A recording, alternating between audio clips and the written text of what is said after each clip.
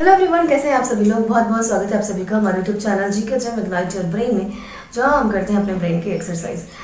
So guys, यहाँ पर हम लोग एनसीईआरटी को पढ़ रहे थे, जो हम लोग अभी आगे पढ़ेंगे भी। चैप्टर 4 आज हम लोग पढ़ने वाले हैं, growing up as boys and girls. लड़के और लड़कियों की तरह बड़े होने का क्या मतलब, राइट। तो ये चैप्टर हम लोग आज पढ़ेंगे। अभी उससे पहले एक अनाउंसमेंट है, वो ये कि 2 जनवरी से जीके क्विज स्टार्ट हो रहा है।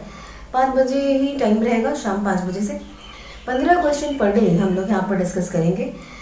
क्विज होगा पहले तो वो, जिसमें प्रीवियस ईयर क्वेश्चन पेपर जो भी पूछे गए हैं एसएससी में और रेलवे में, वो सारे जीके के क्वेश्चंस होंगे यहाँ पर, सो दैट एग्ज़ाम्स जो भी होने वाले हैं उसमें आपके लिए बहुत ही बेनिफिशियल हो। तो ये स्टार्ट होने वाला है 2 जनवरी से। Keep updated. और चलिए आज हम लोग अपना ये चैप्टर पढ़ते हैं, growing up as boys and girls. चलो।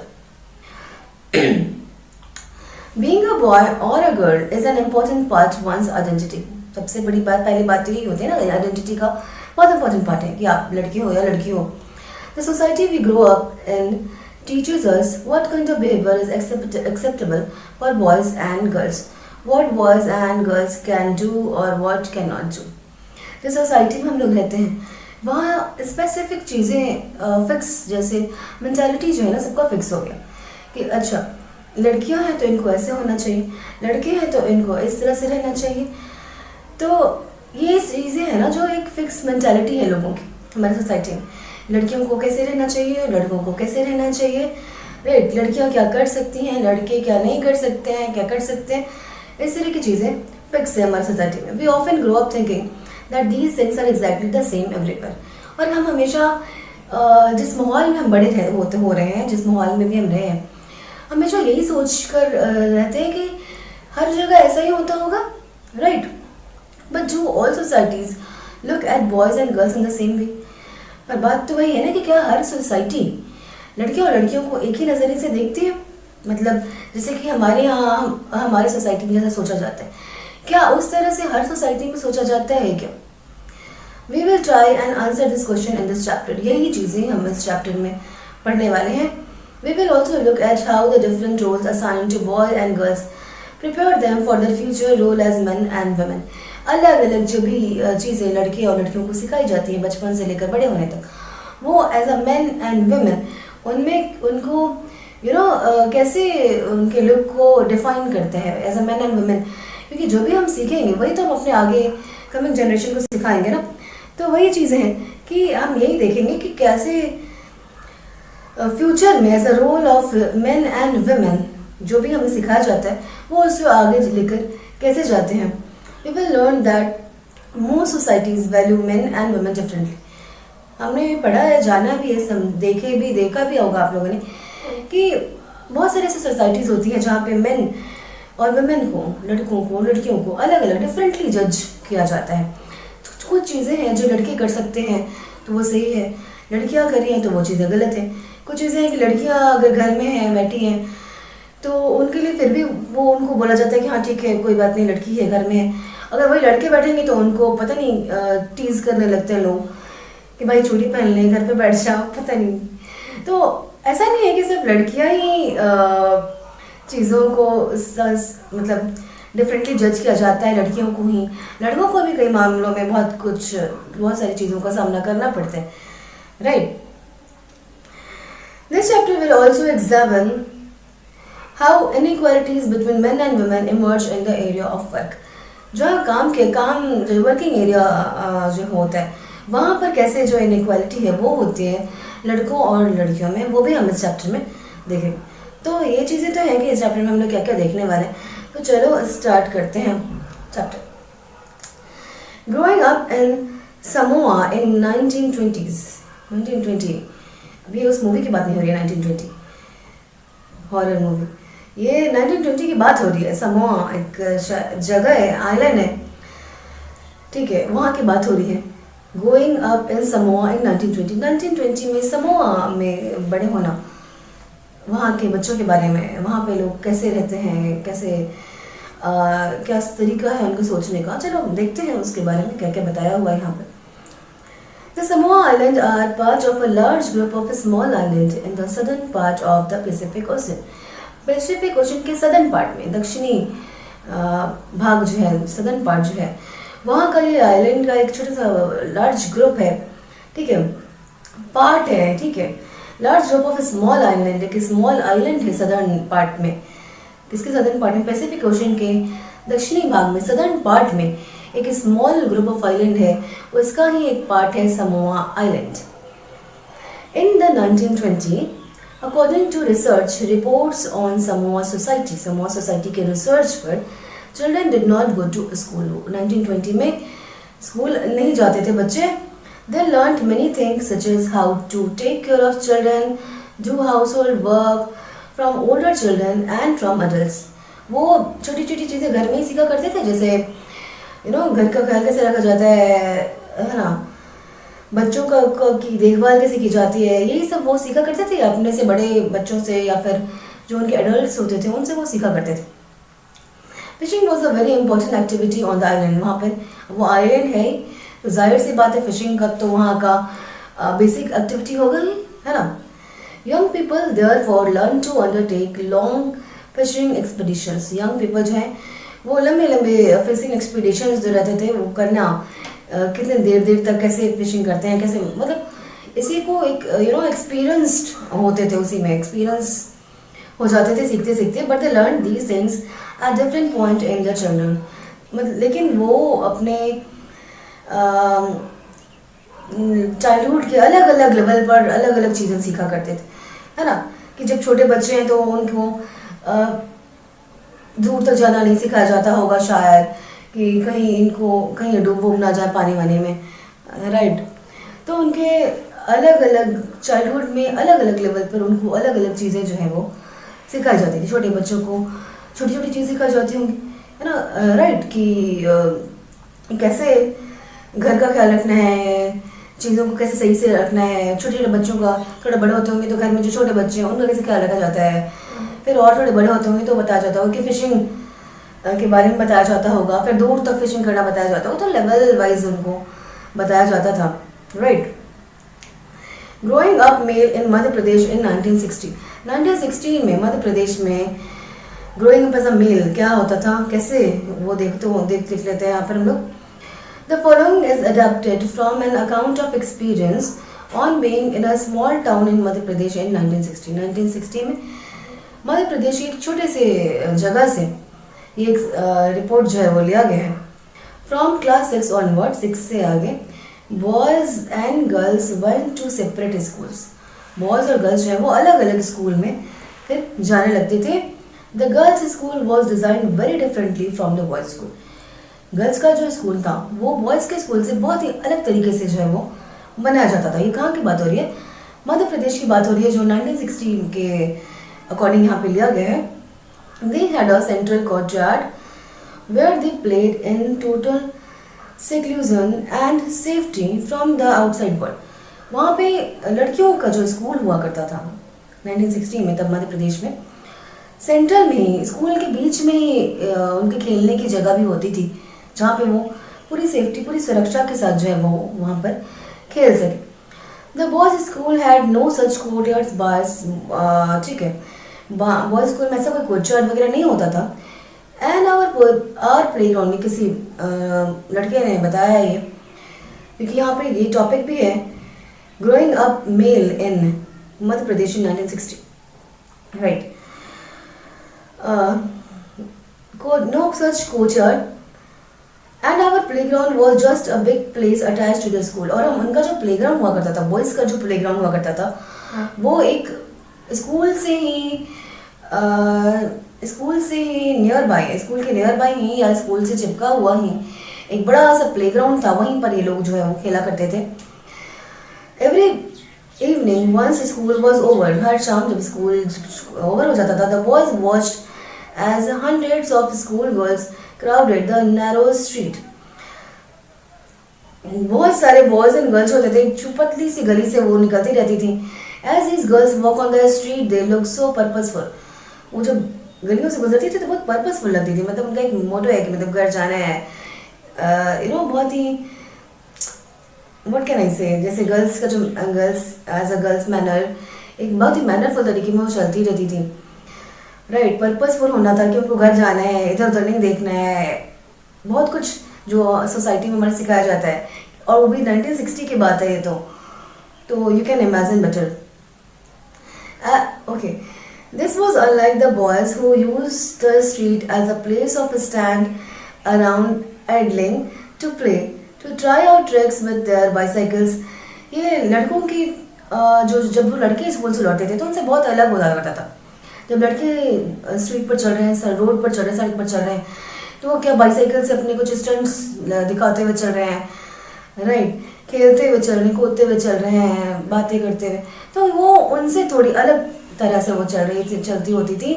जो गर्ल्स थी उस एरिया, उस जगह की, मध्य प्रदेश में जो जगह जहाँ की बात हो रही है, वहाँ की जो गर्ल्स होती थी वो उनके बारे में बता रहा है कि वो जब स्ट्रीट पर चलती थी तो वो काफ़ी पर्पसफुल होकर चलती थी। वो हमारे जैसे नहीं था कि हम दौड़ के चल रहे हैं, साइकिल से स्टंट मारते हुए चल रहे हैं, वैसा नहीं। वो एकदम अलग तरह से चला करती थी। फॉर द गर्ल्स के लिए the street was simply a place to get a straight home. लड़कियों के लिए स्ट्रीट सिर्फ वो जगह था जहाँ से हमको सीधे अपने घर जाना है, जैसे मैंने बताया, कहीं इधर उधर नहीं देखना है, किसी के घर नहीं जाना है और सीधे घर आना है, right. The girls always went in groups, हमेशा वो ग्रुप में चलती थी। Perhaps because they also carried fears of being teased और अटैक्ड। उन्हें भी वो डर होता था, हमेशा से जो उनको सिखाया जाता होगा, और उनके मन में भी एक डर सा बैठ गया था कि ताकि कोई उन्हें छेड़े नहीं, कोई उन्हें परेशान नहीं करे। आज भी ऐसा नहीं है कि ये सिर्फ तब की ही बात है, आज भी बहुत सारे ऐसे जगह होंगे जहाँ पर होंगे क्या, ऑफ कोर्स बहुत सारे आप देखते होंगे हमेशा न्यूज़पेपर में रेप केसेस है, टीज करना, कभी कभी अगर किसी ने आपकी बात को एक्सेप्ट नहीं किया तो उस पर एसिड अटैक कर देना, बहुत सारी तरह की चीज़ें जो है वो होती जा रही हैं। सिचुएशन जो बहुत ही वर्स होता जा रहा है धीरे धीरे। अभी क्या ही बोलूँ इस बारे में, अभी बहुत ही लंबा जाएगा ये टॉपिक, क्योंकि ये बहुत ही बड़ी बात है कि अभी भी लड़कियों को भी अभी भी बोला जाता है बहुत सारी जगह पे कि आपको सीधे घर आना है, कहीं इधर उधर नहीं जाना है, इतने बजे के पहले आप घर आ जाओ, इतने बजे के बाद शाम के 7-8 बजे के बाद आपको घर से बाहर नहीं निकलना है। ऐसा नहीं है कि पेरेंट्स आपके लिए गलत सोच रहे हैं, नहीं, वो सोसाइटी के हिसाब से आपको बता रहे होते हैं, जैसे सोसाइटी है उसके हिसाब से वो आपको बता रहे होते हैं, क्योंकि वो सेफ नहीं है, राइट। और सेफ तब होगी जब बॉयज़ को भी सिखाया जाएगा कि भाई आपको किस वे में रहना है, किस तरह से पेश आना है लड़कियों के साथ। Okay, let's move to our topic. We also realize that society make clear distinctions between boys and girls. बहुत दिखता है साफ साफ कि लड़कियों और लड़कों में कितना भेदभाव किया जाता है। This begins from a very young age. बहुत ही छोटी उम्र से ये जो है वो शुरू हो जाता है। We are, for example, given different toys to play with. अलग अलग खिलौने दिए जाते हैं। लड़कियों के पास डॉल होता है, लड़कों के पास कार, बाइक वगैरह दिया जाता है। तो डिफरेंट तरह के सॉफ्ट टॉयज जो होते हैं वो लड़कियाँ पसंद करती हैं, उनको सॉफ्ट टॉयज से खेलना होता है। बॉयज़ जो होते हैं वो अलग अलग तरह के वीडियो गेम्स और अलग अलग cricket. Okay, boys are usually given cards to play with and girls dolls. Cards दिया जाता है लड़कियों को गुड़िया खेलने के। Both toys can be a lot of fun to play with. दोनों के साथ खेलने में बहुत मज़ा आता है। वैसे Why are girls then given dolls and boys cars? तो फिर ऐसा क्यों होता है कि लड़कियों को डॉल्स दिया जाता है खेलने के और लड़कों को cars? Toys become a way of telling children that they will have different futures when they become men and women. Toys जो दिया जाता है ना वहीं से दिखाया जाता है, दिख जाता है कि दोनों का फ्यूचर जो है वो अलग अलग फील्ड में होने वाला है, राइट। वहीं से डिस्टिंग्विश करना जो है वो शुरू हो जाता है। If we think about it, अगर हम इसके बारे में सोचें, This difference is created in the smallest and most everyday things. ये जो differences हैं, जो लड़के और लड़कियों में जो भेदभाव है, वो हर छोटी बड़ी बातों में आपको दिख जाएगा। घर में भी How girls must dress, कैसे लड़कियों को तैयार होना चाहिए। What games boys should play, लड़कों को क्या गेम खेलना चाहिए। How girls need to talk softly और boys need to be tough, लड़कियों को सॉफ्ट से मधुर मीठी वाणी बोलनी चाहिए और लड़कियों को कैसे टफ स्ट्रांग होना चाहिए। खैर मीठी वाणी सबको बोलनी चाहिए, ऐसा नहीं है, राइट। पर हाँ ये आप देखना, लड़कों को भी कोई रोते हुए देख लिया जाता है तो क्या बोलते हैं, यार लड़की की तरह रो रहा है। क्या मतलब लड़की की तरह रो रहा है, लड़कियां ही रोती हैं क्या सिर्फ? तो ये चीज़ है कि बताया जाता है लड़कों को कि यार तुम you are a boy you can't cry, but ऐसा नहीं होना चाहिए। लड़के भी रो सकते हो, उनको भी तकलीफ होती होगी भाई।